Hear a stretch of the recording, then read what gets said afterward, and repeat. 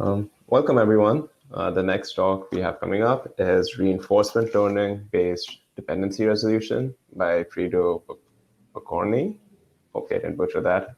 Frido is a senior software engineer in the AI Center of Excellence at Red Hat. Please let me know if you notice any issues with the video playback.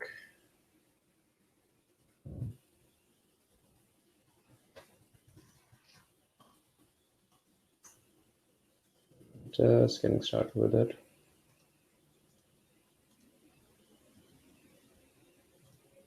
Everyone, welcome to this talk. Right. To be about reinforcement learning-based dependency resolution. This video was created for DEF CONF US, that is a virtual event in 2020. I hope you are staying safe. My name is Fridolin, and let's start with a brief introduction about Project Thoth. Project Thoth is a project that is started in a thing called AI COE in the office of the CTO, and all the ideas and things I will explain were invented in this project. The project is about making OpenShift a better platform for running AI ML workloads, and as Python is the driving force for AI ML applications, most of the things that I will describe will apply to Python, but the ideas that I will show can be also applied to other programming languages and other ecosystems, considering nuances that differ these ecosystems. Why are we focusing on this? We know that software stacks are complex and they are changing over time, so if you develop an application today, it can get old in 1 year and things change, so it requires maintenance and knowing how the application behaves in the different runtime environments, considering in case of Python, Python libraries, Python interpreter, native packages provided by the operating system, as well as kernel modules and down to hardware, which spans also a lot of variations how you can run your software. We are hosted on GitHub, so feel free to browse our code base, and let's move on to agenda. I will talk slightly about dependency resolution in Python, but this will be really like brief introduction to get the basic idea and principles that are there. And then I will show existing solutions and their pros and cons. And then we will move on and we will describe why we need another solution or why we started inventing a new solution. And that solution will use Monte Carlo Tree Search. So I will slightly discuss about Monte Carlo Tree Search and its variation for resolving high-quality software stacks. And then we will plug this algorithm into resolution pipelines, which make Resolver a configurable piece of software. So let's start with dependency resolution in Python. If you ever used some Python modules, you probably used this site. It's PyPI, Python Package Index, and it's a repository of software that was written mostly in Python programming language. And as you can see, there are quite a lot of releases, so it's more than 2 million releases of Python modules available out there, free to use, open source, and you can download these Python distributions and use them in your applications. These Python distributions can come also from other indices or other sources. So an example can be TensorFlow. That is a machine learning library that's produced by Google, which is published on PyPI. So I picked a version TensorFlow 2.2.0, and we produced another version of TensorFlow. It's another build that is optimized for AVX instruction sets, So it's more optimized, and you can retrieve it from another source. So PyPI is just one source of these Python distributions, and you can find other sources on the internet and install software from there. If you install some library, most often it depends on some other packages, and this fact is stated using version range specification, and these dependencies can be also conditional. So for example, TensorFlow has nearly 23 packages that are dependencies of TensorFlow, and it has, for example, NumPy with the given version range specification. Then there is enum 3.4 is a backport to older versions of Python. Of enum module is available in Python standard library starting version 3.4. So there's no point installing it for newer Python interpreters. So that's why this dependency is introduced conditionally if the given Python interpreter version is older.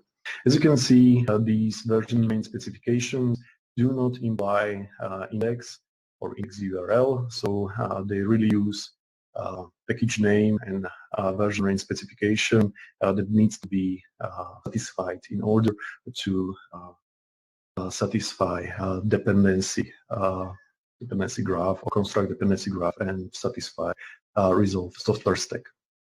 So let's create some dependency graphs. I've already mentioned TensorFlow in version 2.2.0 that is published on PyPI, and by analyzing it, we observe that it has 23 dependencies. So here you can see them stated all.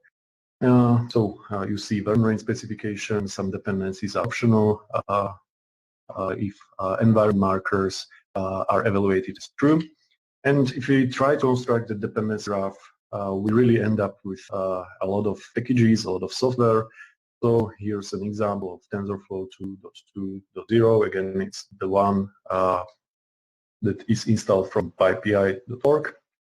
And it has some direct dependencies stated as version with version range specifications. And these need to be resolved. So for example, ABSLPy needs to be in version that is above or equal to 0.7.0, and this needs to be resolved. So resolver needs to find what versions satisfy this version range specification. So to this date, there are, I think, 6 versions of ABSLPy that are published on PyPI that satisfy this version range specification. For another dependency, it's more easy because there's just one dependency that satisfies this version equality. For example, NumPy, the version range specification for NumPy is satisfied by 21 releases of NumPy, so things are getting worse. And we could continue with all 23 dependencies that are direct dependencies of TensorFlow. These are direct dependencies, and these dependencies can have also, and usually have other dependencies, meaning TensorFlow has some transitive dependencies that need to be installed in order to run TensorFlow stack. So, for example, SciPy will have also some dependencies. NumPy itself will have some dependencies, and we could continue, and we could see quite large dependency graph. This dependency graph can grow over time. So, for example, in case of ABSLPy, there's stated version 0.7.0.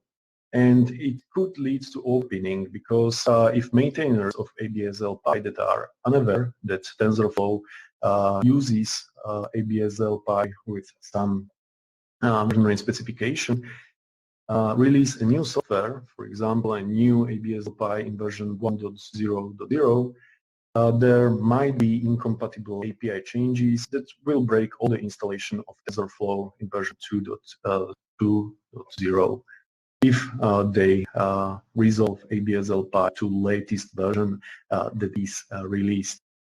The same can apply even if there is a new minor release. In that case, this software is again untested with TensorFlow, considering TensorFlow has a good test suite.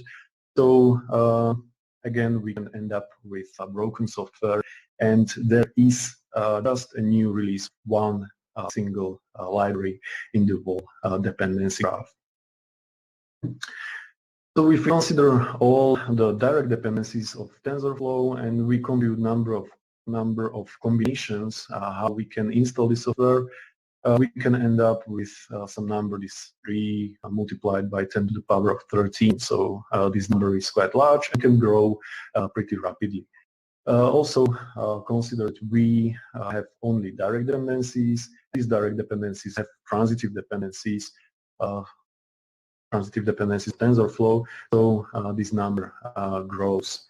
And this number is valid only up to this date. So if there are new releases, as in case of ABSLI, this number simply grows.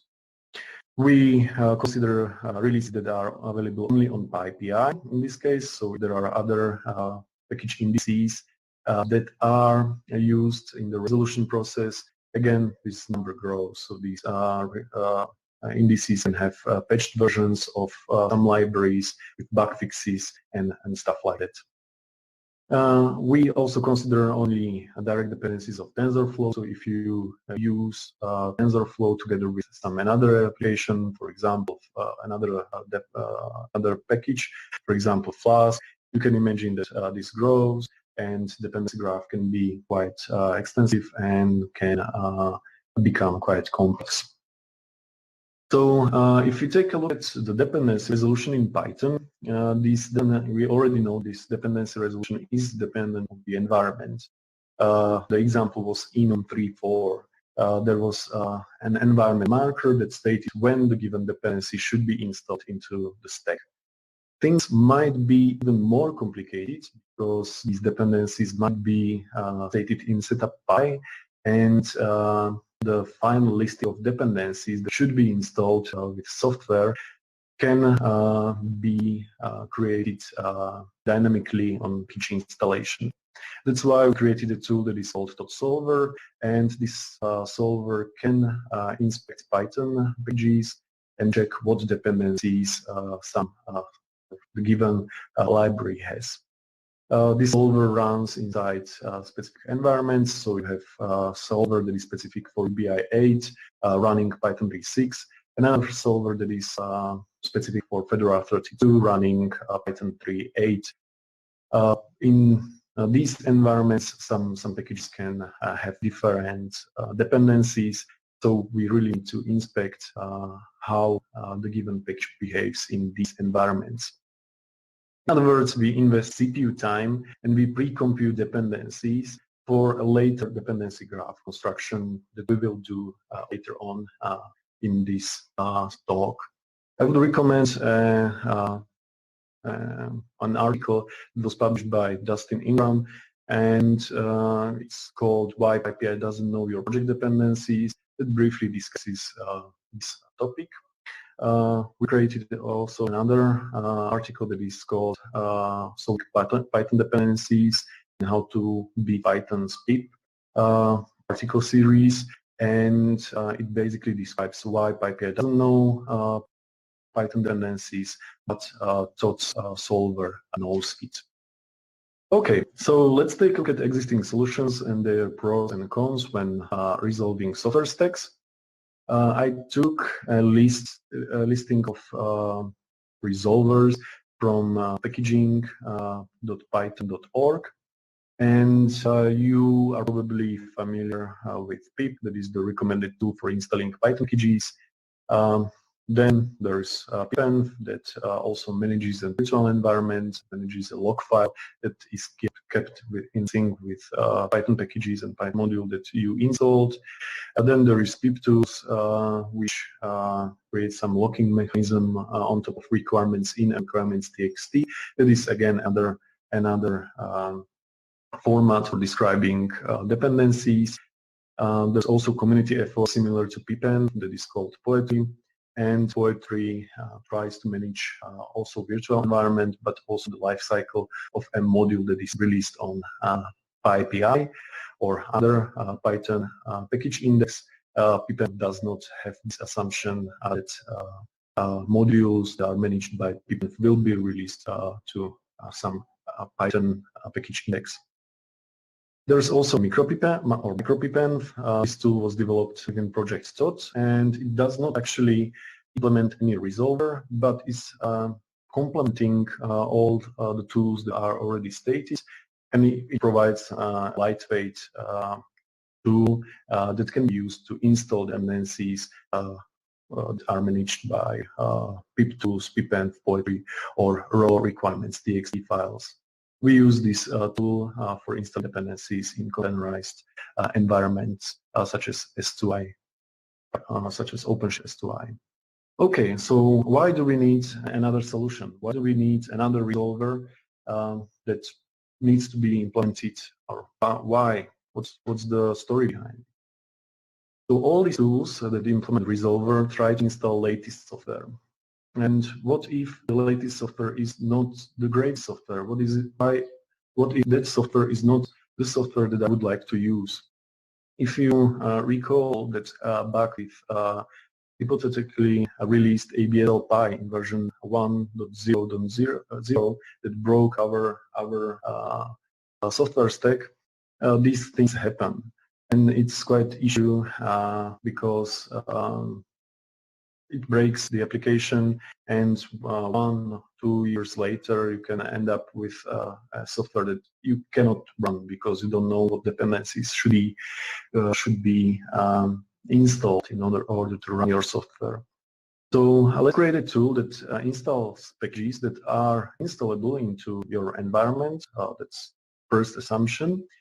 So there are no PI issues, maintainers provided correct packaging, so the Python distributions are installable into your environment.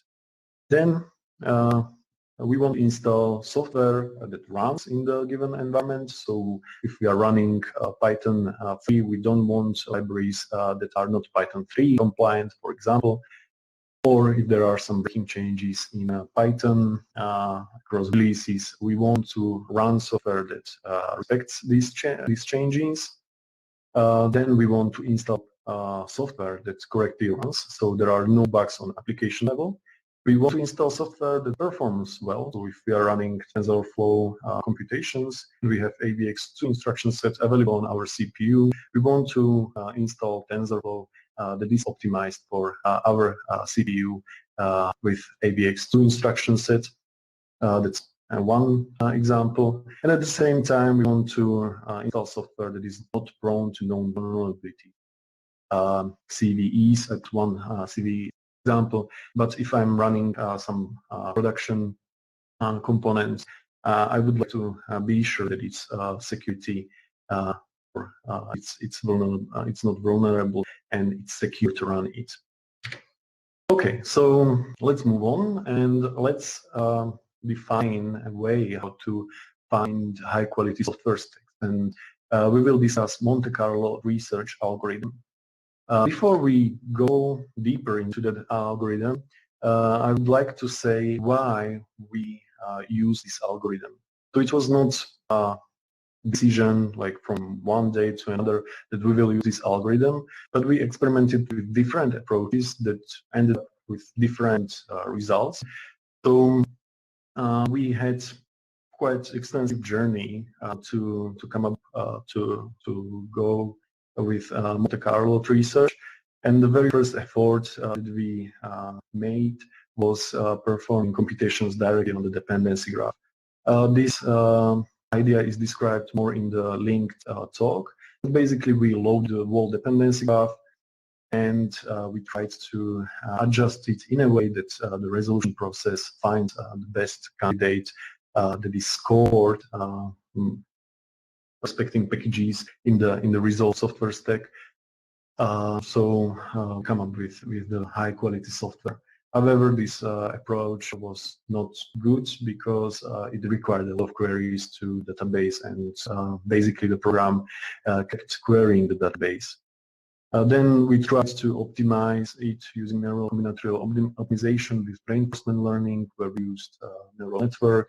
But again, that solution was not scalable and not nice. It did not resolve anything real world. Then we came up with adaptive simulated annealing that was successful. The resolution was lazy, so the queries to the database were really the queries that were required when the state space of during simulated annealing was sampled. This approach is documented or described in the linked talk. And then we came up with an idea of using reinforcement learning. So there were implemented two main approaches. The first one was temporal difference learning. And finally, we compared it to Monte Carlo Tree Search, and Monte Carlo Tree Search was the algorithm, or is the algorithm that we use as of now for resolving software stacks. Why? I will tell it. I will say it in a few minutes. So, what is Monte Carlo Tree Search? If you browse Wikipedia, it will say something like, in computer science, Monte Carlo Tree Search is a heuristic search algorithm for some kinds of decision processes, most notably those employed in software that plays board games. In that context, Monte Carlo Tree Search is used to solve the game tree. Okay, so we are playing some games, but not really in the resolution process. There is no real opponent when we want to resolve software stacks. So at first the idea looked shady, but with some adjustments to Monte Carlo Tree Search algorithm, we were able to apply principles that are in Monte Carlo Tree Search, and we created a variation of Monte Carlo Tree Search which uses adaptive simulated annealing for balancing exploration and exploitation. So I will talk about this in a minute as well. The real opponent that we created is imaginary component, because we are not really playing any board games. And this imaginary opponent is CPU time, or time needed to satisfy user requests. So we wanted to have our recommendation engine as responsive as possible. So if a user comes to us and asks what software should he or she use when running TensorFlow, we wanted to give recommendations in a reasonable time. And that's the opponent we are playing against. We know already that the state space of all the possibilities, all the packages that are possible or available in the dependency graph, that space is too large. So we really need some heuristics how to browse the dependency graph and how to behave in the dependency graph. If you are familiar with Monte Carlo Tree Search or model-free reinforcement learning methods, you probably know Markov decision process. I will talk about this process, but basically we whole resolution process is an MDP that needs to be solved. MDP meaning Markov decision process. We are looking for software that has high quality. So we want to solve MDP by accumulating high reward, and software stacks with highest possible cumulative reward are the software stacks that we are looking for, the software stacks that have high quality. We will dive into this idea as well. It's worth to note here that Monte Carlo Tree Search is one type of predictor in our component, in our recommendation engine that is called advisor. And the predictor is abstraction that we've created in the implementation. So there are also other abstractions. So you see predictor, that is the implementation of Monte Carlo Tree Search, adjusted using adaptive simulated annealing principles. And then we have other predictors for resolving latest software stacks, or another predictor that uses temporal difference learning, or another predictor that uses adaptive simulated annealing. And there are also other predictors that we've experimented with. For example, a predictor that tries to resolve always one package to compute all the combinations in the stack. So, for example, if you want to test TensorFlow with different versions of NumPy, we can pack a predictor that can narrow the resolution process to desired set of software stacks much faster. So this is the idea of predictor abstraction, and in the slides you will also see other abstractions such as resolver that abstracts away the resolution process that is combined with Python standards. So the resolution process resolves software stacks that respect version specifications and also environment markers in the resolution resolution process. And then predictor acts as a guide who helps predictor to resolve software stacks. There is also another abstraction that is scoring pipeline, and I will talk about it later on. So, Markov decision process. Again, we will check a few sentences from Wikipedia, and then we will dive into examples to understand the idea and adjustments we've made deeper. So in mathematics, a Markov decision process is a discrete time-stochastic control process. It provides a mathematical framework for modeling decision-making in situations where outcomes are partly random and partly under the control of the decision maker. NDPs are useful for studying optimization problems solved via dynamic programming and reinforcement learning. So this is the definition that was obtained from Wikipedia, but we will take a look at MDP that was kind of adjusted to our needs and adjusted so that it could be used in resolution process. So a resolver that is implemented in Thoth is using a list or set of states.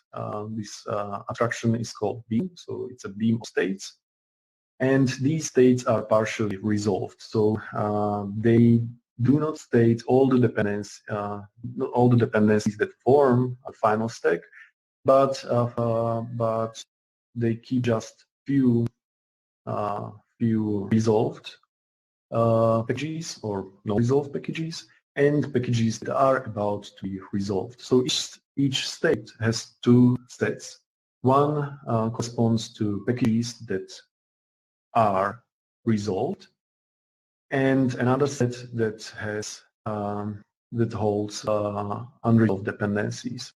If a state holds no unresolved dependencies, it means it's a final state, and all dependencies that are present in the resolved set form the final stack that is resolved. If a resolved set has no dependencies, that means that we have an initial state from where we start by expanding unresolved dependencies, in which case unresolved dependencies are direct dependencies of our application. So the whole process, Markov decision process, is basically solving or resolving the dependency graph. This resolution respects Python dependency specification as stated before, and there are actions that are done. So I've already mentioned that we have resolved set and unresolved set of dependencies, and if we move a dependency from unresolved set to resolved set, then this is called an action. In MVP. In resolver's implementation, it's called resolver steps. By doing so, by moving unresolved dependency to the resolved dependency set, we obtain some reward signal that can be positive or negative, meaning if including a given package in the stack is something we want to do, like positive, then we have positive signal, and if it has some drawbacks, such as the given package has vulnerabilities, including it in the software stack can have a negative impact, and in that case, the signal is negative. After the resolution process is done, we backpropagate information about rewards computed, so information about accumulated rewards. That is case of Monte Carlo Tree Search. In case of TD learning, the backpropagation is done immediately after the step is done. So that's the only difference between Monte Carlo Tree Search and TD learning when it comes to implementation. Okay, so maybe let's have a look at some details. So let's consider that we have some state Sn, and this state is formed out of resolved dependencies set and unresolved dependencies set, as stated before. In resolved dependencies set, we have Flask in a specific version that is installed from PyPI.org, and in the unresolved dependencies set, we have dependencies that can be included into our software stack in specific versions. So I have options, like if I want to use, if I want to include click in my software stack, then I have two options. One is install click in version 6.7 or install click 7.0 from PyPI.org. Which one? That's up to predictor, which will tell resolver which version should use. So we have this state Sn, resolved dependencies, unresolved dependencies, and we have also score that corresponds to this state. And what we want to do, we want to, in this case, we are programmers, we want to maximize this score. If we would be mathematicians, we would probably minimize that score, but we want to maximize it. So this state Sn corresponds to this node in the graph, and here are encoded options that we can take. So we have this state Sn, and what we do, we ask predictor which dependency should resolver, meaning I, which dependency should I choose to resolve as first stack. And predictor, it can be MCDS, Monte Carlo Tree Search, TD learning, or it can be adaptive simulator annealing, any other predictor, says that we want to resolve, we should resolve Jinja in version 2.10.2 from PyPI.org. So let's do it.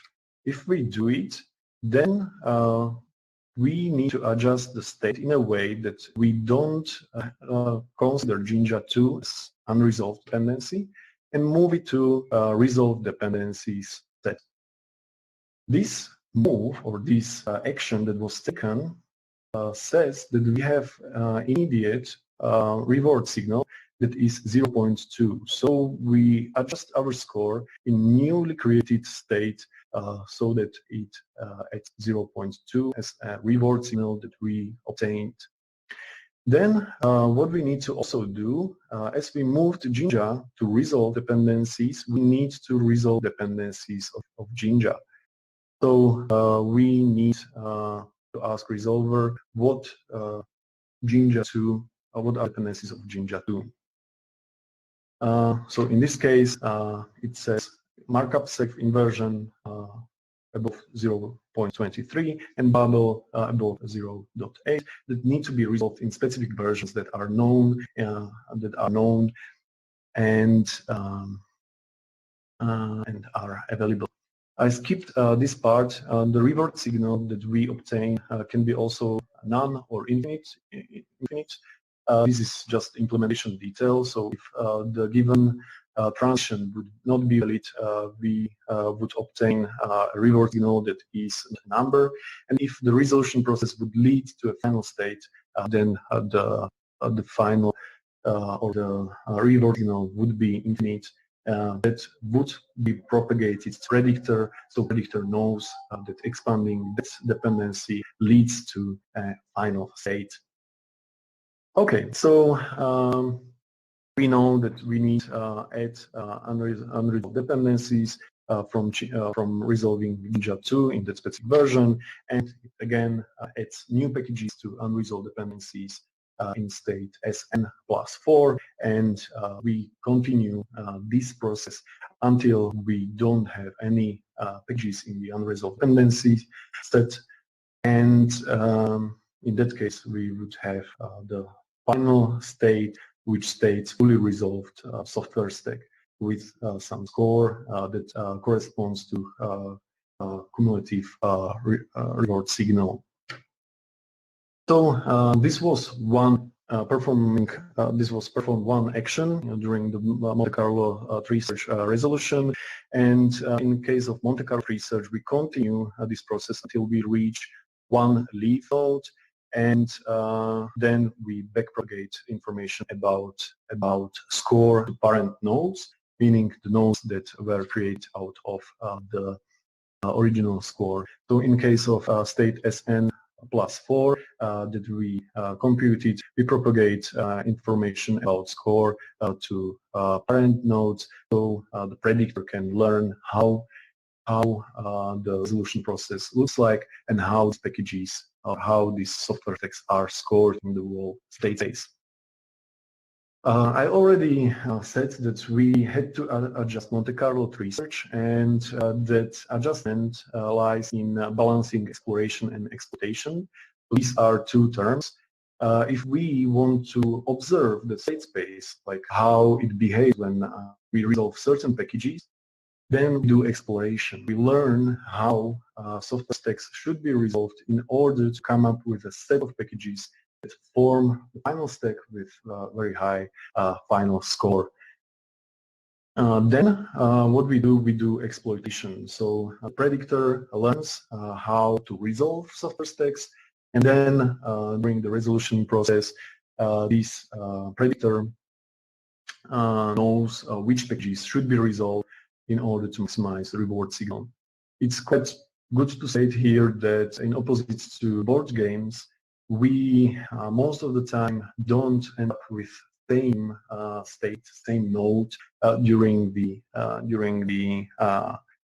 gameplay or resolution. So what we do, we average how the state space behaves when we add a certain package. So on average, for example, if we add Jinja 2 to our stack in the version that we saw, on average we obtain a reward of 0.2. Then we state this fact in the predictor's predictor's history.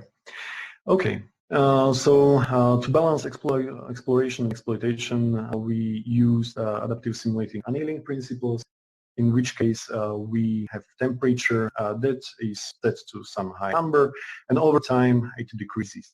And factors that form this adaptive simulated annealing are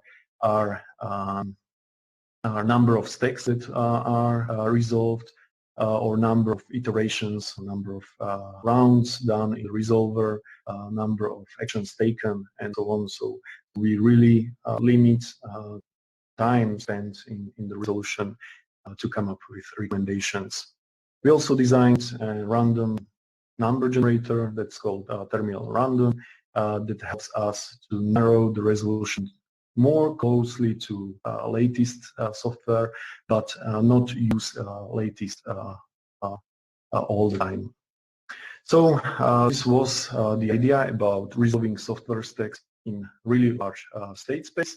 And as you've already seen, there are too many possibilities to be checked, and a number of combinations grow really significantly with each package added to the software stack.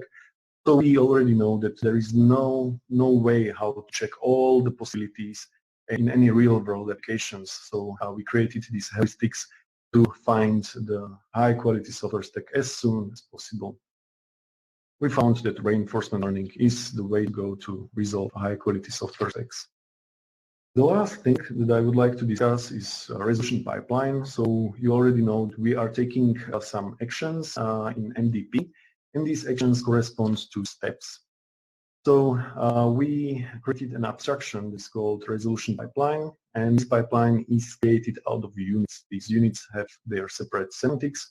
So there is a unit that scores packages based on performance, based on security and stuff like that. The idea is that latest software is not the greatest one, so let's plug pipeline units that have some knowledge about software and can guide a predictor in resolution by scoring and sending the reward signal during the resolution. So we have different pipeline units based on their semantics. They do one thing and they do it properly, so they follow Unix philosophy, and they form some kind of programmable interface to the resolution process. As we will see, these pipeline units are very straightforward to implement. The user of this recommendation engine or the programmer of this scoring pipeline does not need to know about all these MDPs and stuff like that, so it's abstracted away. It's important to also state that these pipeline units are plugged into the resolution process dynamically. That means they are asked to be included. I will show you in a minute how it works. So the resolver accepts a vector of information. So, for example, direct dependency, software environment, hardware that is used, libraries that are used together, some static source code analysis, like what it calls are performed, also recommendation type. So if a user wants to use secure or performant software, so these are input vectors into the resolution pipeline that is created out of units. And then together with a resolver and predictor, there are created pinned down software stacks considering knowledge that we have about these packages. So let's have a look at an example of a pipeline unit. This pipeline unit is called SEP and scores TensorFlow builds that are optimized for AVX2 enabled CPU processors if user uses AVX2 enabled processor. So there are two important methods. One is called run and the other one is called should include, that is class method. And there is also AVX2 CPUs. So let's take a look at the implementation. The listing of CPUs is quite straightforward. It holds a couple of two integers that describe CPU family and CPU model of Intel processors that support AVX2. So these are basically constants.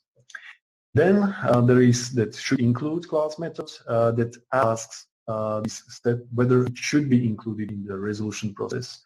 So it checks what recommendation type user requested, and if the recommendation type should be performance or the user wants stable software, we include the pipeline unit. We also include it if and only if the user uses CPU that is capable of AVX2 instruction set. So that's the only case when this pipeline unit is included. The semantics behind this class method is that if it returns none, the pipeline unit is not included, and if it returns a dictionary, then it is included. The dictionary has special meaning. I don't want to go into details, but there is a reason behind returning a dictionary. Then there is another method that's called run, and this corresponds to the action that is performed in the MDP. So we are in some state, and we want to go into another state, and that's another state is created by including package version into the current state. So the run method accepts two parameters that are state and package version to be included into the state. If the package version to be included is TensorFlow and it supports AV and the included TensorFlow supports AVX2 instruction set, then we propagate a reward signal that is positive, and we also say some informative message to user.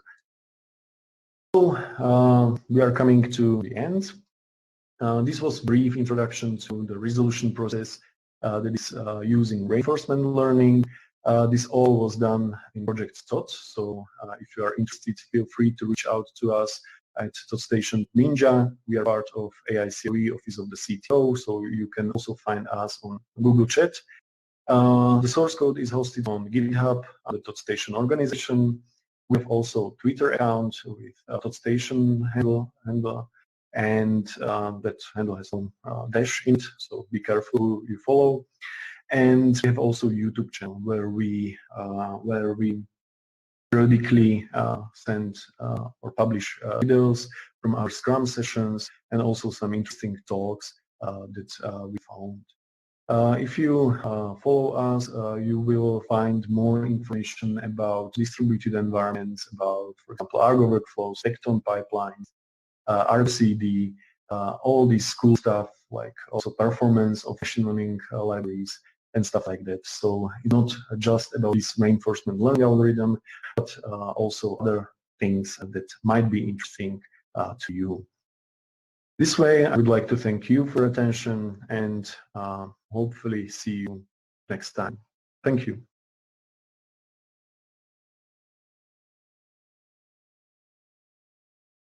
All right. Thanks a ton for that, Frido. That's really interesting. Looking at the schedule, we're pretty tight on time right now. So, Frido, I mean, you can hop on video right now in case we have a question or two. But otherwise, I'd recommend we move the conversation over to the breakout room.